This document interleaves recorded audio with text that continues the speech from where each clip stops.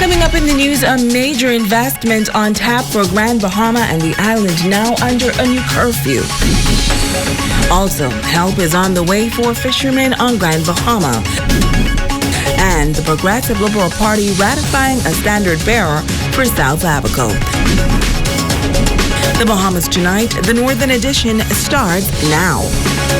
This is the Bahamas Tonight, Northern Edition.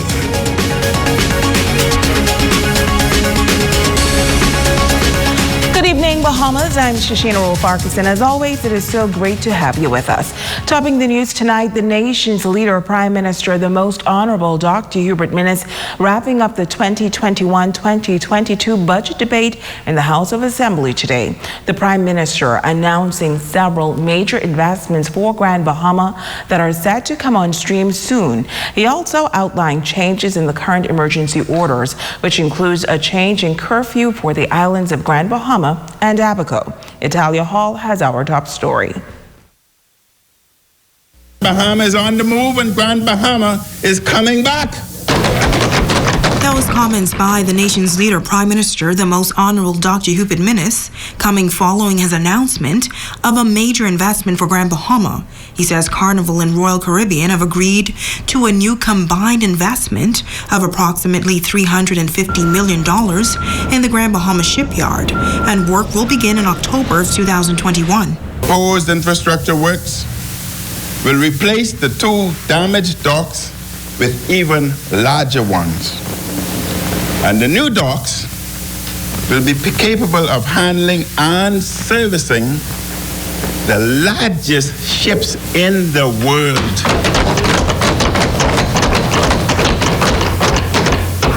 Grand Bahama, Mr. Speaker, will become the largest cruise ship repair facility in the world. The Prime Minister announcing that the government has approved the new Discovery Bay project in Grand Bahama.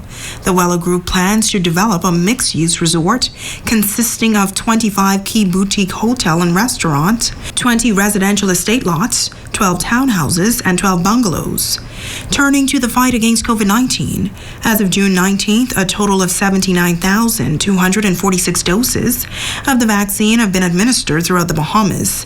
54,199 people have received at least one dose, and some 25,047 people are fully vaccinated. Additionally, some 2,682 Bahamian citizens and residents have been vaccinated in the United States. The Prime Minister says a digital vaccination pass is now available for vaccinated people, but notes that the yellow immunization card may still be used to verify vaccination. Ministry of Health vaccination certificate, which is now called Vaccination Pass, will allow users to show their vaccination status on their smartphone. The system will generate a Vax Pass after completion of 2 doses, and users can download the same after log on to the system. Users can save the digital Vax Pass to their mobile device as is demonstrated, and it can be presented to the business owners or government agencies for verification. Government officials and business owners can visit vax.gov.bs, click the Vaccination Checker tab to verify that a person was fully vaccinated. Scan the QR code and enter the BCV code and instantaneously verify the validity of the digital vaccination certificate issued after their second dose. No special equipment is needed, and no fee is charged to the user. Now effective immediately, the curfew on Grand Bahama is now from 5 a.m. to 12 a.m. and for the island of Abaco, 5 a.m. to 11 p.m. There is no longer a curfew for the Berry Islands. The RT-PCR test requirement for travel from Grand Bahama is now removed. And for those who have been fully vaccinated, the $10 fee charged for the travel health visa to return to the Bahamas. This fee, Mr. Speaker, will be removed effective the 1st of July of this year. The nation's leader announcing more incentives for vaccinated people.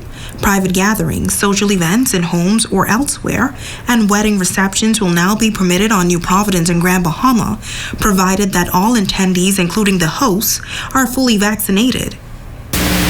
Hosts and guests will be subject to fines for non-compliance. COVID-19 ambassadors will continue to carry out patrols to reinforce adherence to emergency orders.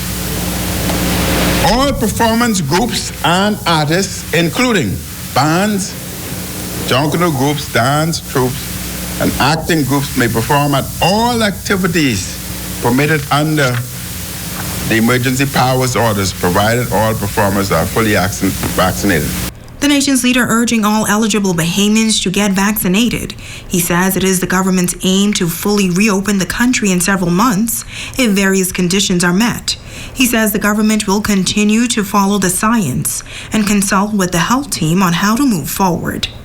Italia Hall, ZNS Network News.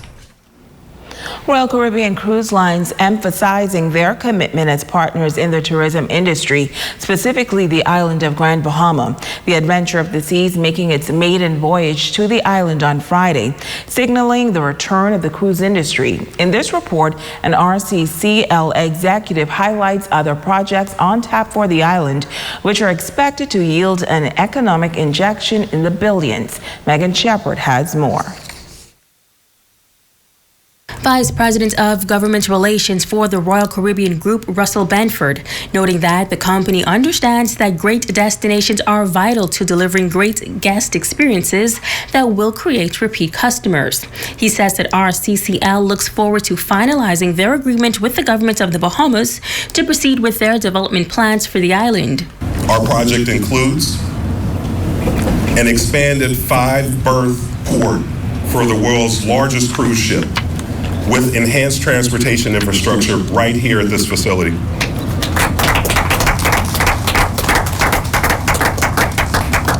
And also as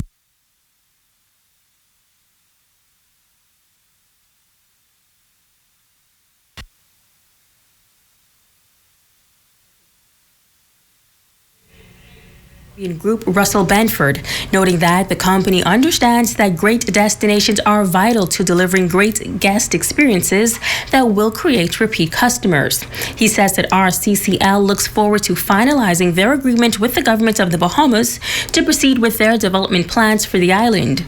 Our project includes an expanded 5-berth port for the world's largest cruise ship, with enhanced transportation infrastructure right here at this facility.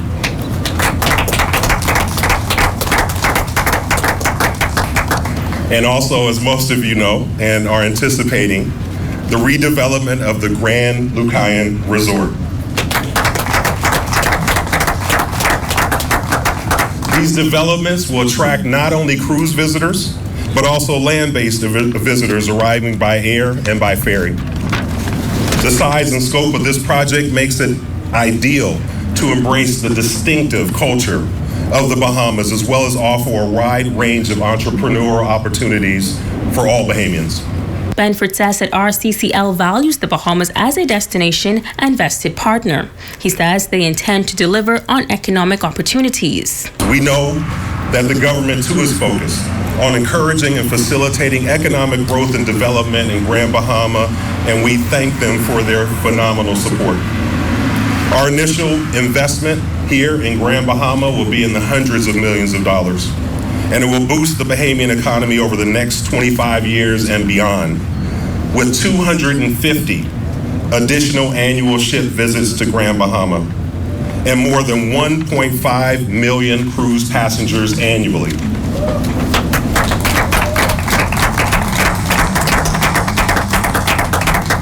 These projects also include employment opportunities for hundreds of Bahamians. And once these projects are complete, they will generate thousands of jobs for people right here in Grand Bahama. And he puts this estimated dollar value on the investments. What this represents for the Bahamas over the next quarter of a century is projected to be a $12 billion increase in gross domestic product. That's a big number. Prime Minister, that's a $12 billion increase in gross domestic product, $3.1 billion in income earned, and a $2.1 billion increase in government revenues.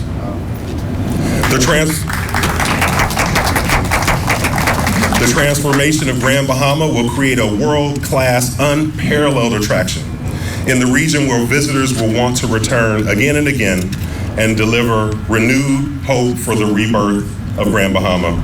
Megan Shepard, STEDNS Network News. Help is on the way for fishermen on Grand Bahama thanks to some international partners. A donation of fish condos distributed to a number of fishermen at the Ministry of Agriculture and Marine Resources headquarters downtown. R.J. Philippe was there. In an effort to assist local fishermen, the Grand Bahama Department of Marine Resources distributed 2,500 fish condos to 48 fishermen in Grand Bahama. Following the devastation caused by Hurricane Dorian, the FAO conducted an assessment of the agriculture and marine sectors to determine the extent of the damage experienced. The Minister of Agriculture and Marine Resources and Member of Parliament for Marco City, the Honorable Michael Pintard, saying that the FAO's support of this initiative will assist in rebuilding fishers' livelihood in Grand Bahama and Abaco. Today is one part of that commitment that FAO made.